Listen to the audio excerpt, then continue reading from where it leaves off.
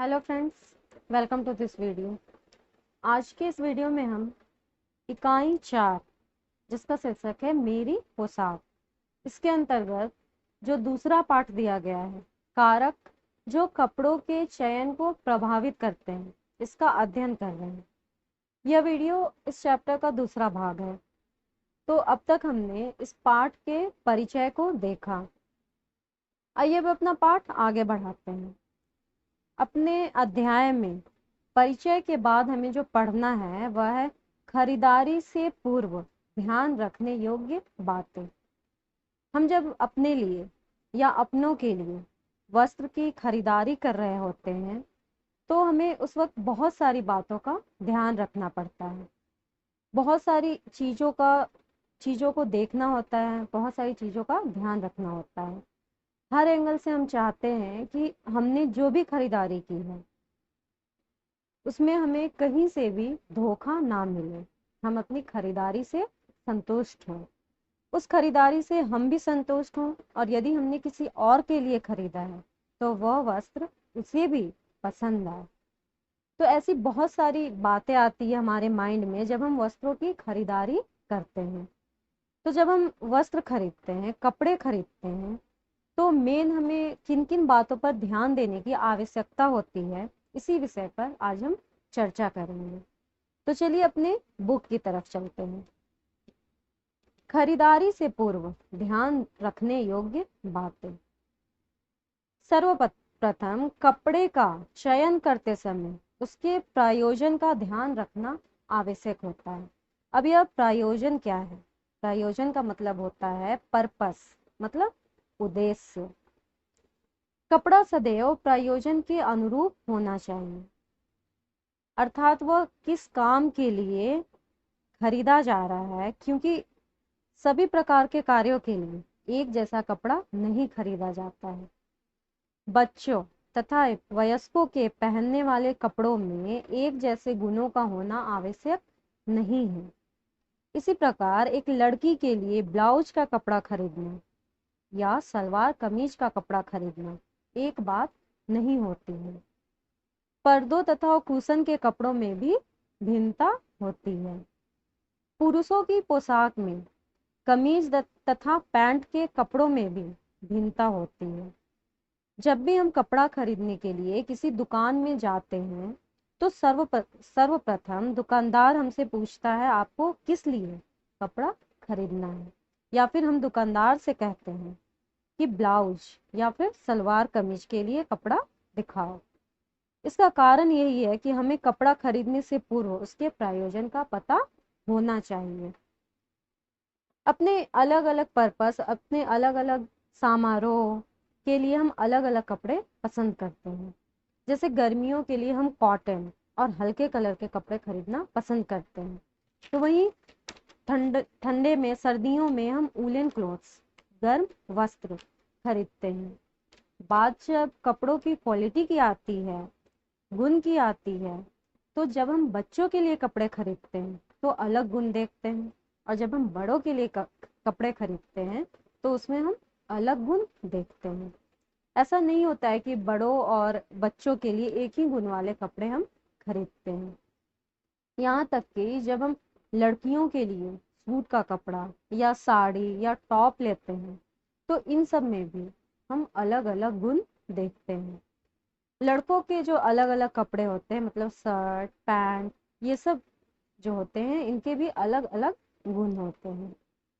घर के बाकी कपड़े जैसे चादर, कुशन, पर्दे, इन सब के लिए भी जो कपड़े आते हैं वो अलग होते हैं। बाजार में तो हर प्रकार के कपड़े उपलब्ध हैं, लेकिन हमें अपनी आवश्यकता, अपने उद्देश्य, प्रयोजन के अनुसार ही कपड़े खरीदने चाहिए।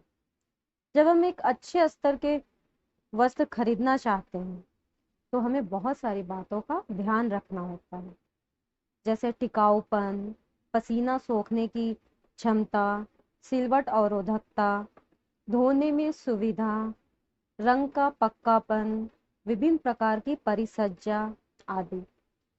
इन सब के बारे में अब हम एक एक करके अध्ययन करेंगे। तो सबसे पहले आता है टिकाऊपन। वही कपड़ा अच्छे स्तर का समझा जाता है जो मजबूत तथा अधिक दिनों तक चलता है।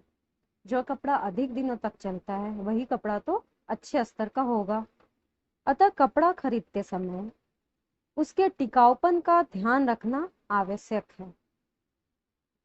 कपड़े का टिकाऊपन कई बातों पर निर्भर करता है, जैसे कपास, लिनन, रेशम, ऊन, टेरिलिन, नाइलोन, ओरलोन आदि कपड़ा किस तंतु से बना है।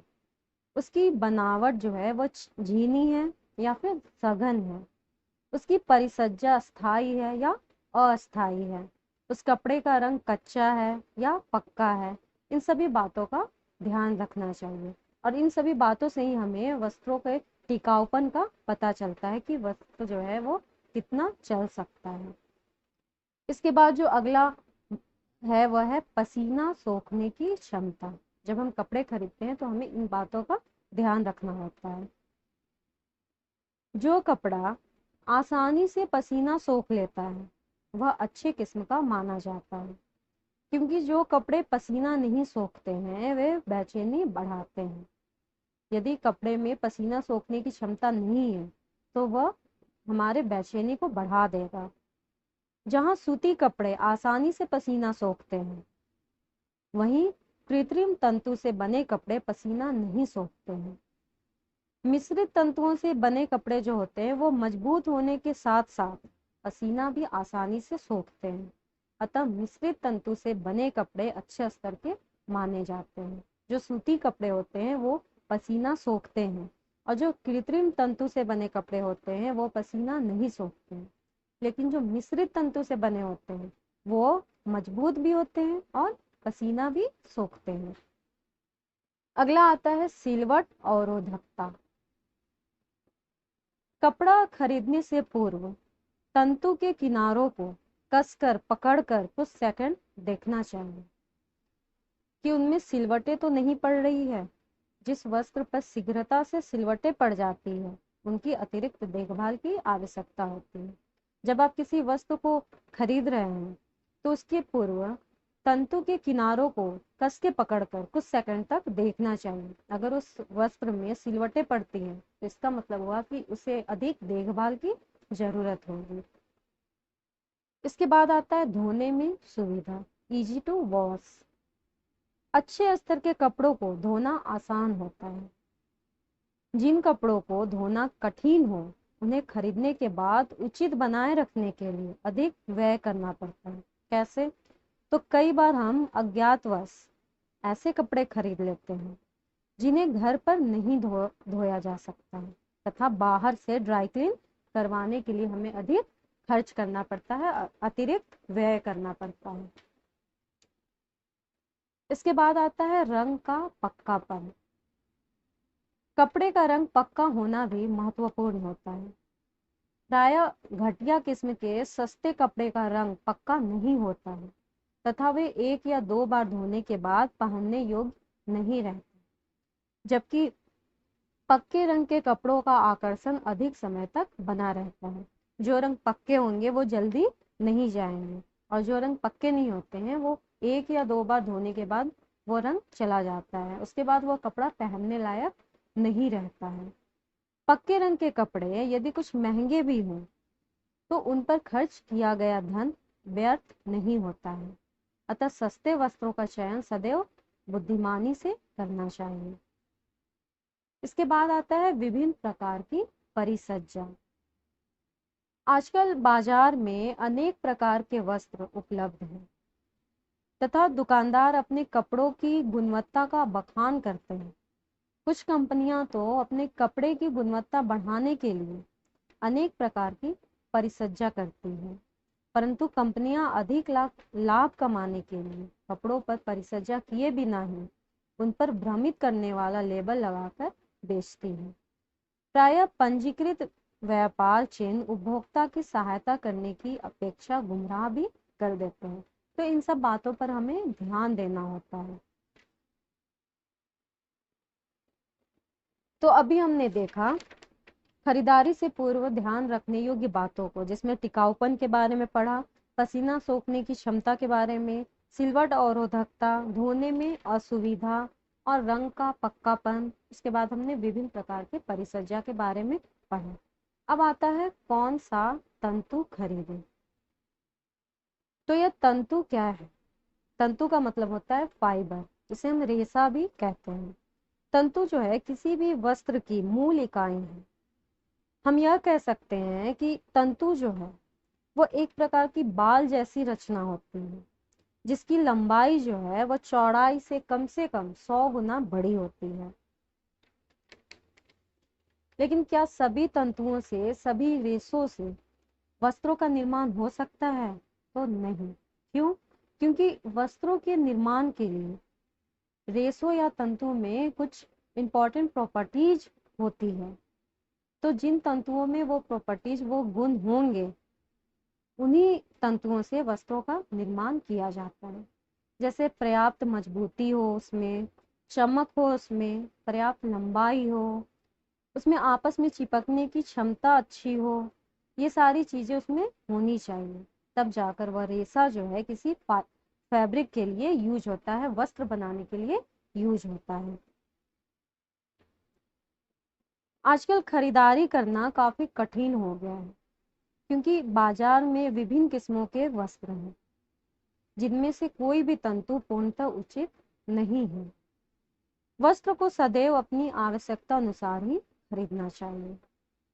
इसके लिए हमें विभिन्न तंतुओं की विशेषताओं, उन तंतुओं का रख रखाव तथा उन पर की गई परिसज्जा की जानकारी होनी चाहिए। इससे उचित चुनाव में सहायता मिलती है। प्रत्येक परिवार तंतुओं की कुछ विशेषताओं के आधार पर वस्त्रों की खरीदारी करता है। तंतु जो हैं वो दो प्रकार के होते हैं, प्राकृतिक तंतु और मानव निर्मित तंतु। तो प्राकृतिक तंतु जो होते हैं वो हमें पौधों या फिर जानवरों से प्राप्त होते हैं। कॉटन प्लांट से हमें कॉटन मिलते हैं, जिससे हम कॉटन के कपड़े बनाते हैं। इसके बाद आता है ऊल यानी ऊन, जो हमें कहाँ से मिलता है? भेड़ों से, जिससे हम स्वेटर या फिर वुलन क्लोथ्स बनाते हैं। उसी तरह सिल्क वॉर्म से हमें सिल्क प्राप्त होता है, जिससे सिल्क के कपड़े बनाए जाते हैं। इसके बाद आता है मानव निर्मित तंतु। ये बहुत प्रकार के होते हैं, जैसे नायलॉन, पॉलिस्टर, रेयॉन। ये फाइबर्स जो हैं वो केमिकल से बनाए जाते हैं।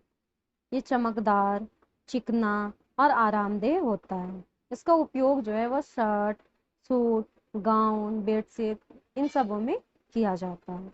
इसे समझने के लिए कुछ पिक्चर्स को देखते हैं।